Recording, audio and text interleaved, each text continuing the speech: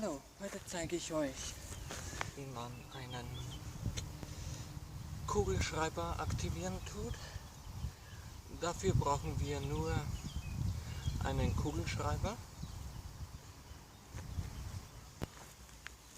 Seht genau hin. So ungefähr sieht dieses Teil aus. Sehr schön.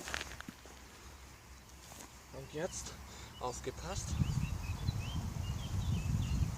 Kugelschreiber aktivieren.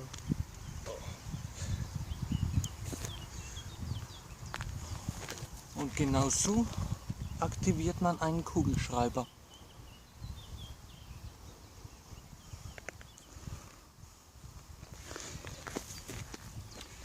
Und zum Deaktivieren müssen wir nur Kugelschreiber deaktivieren.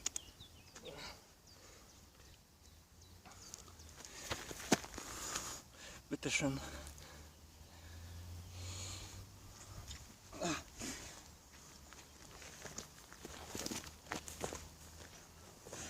Scheiße.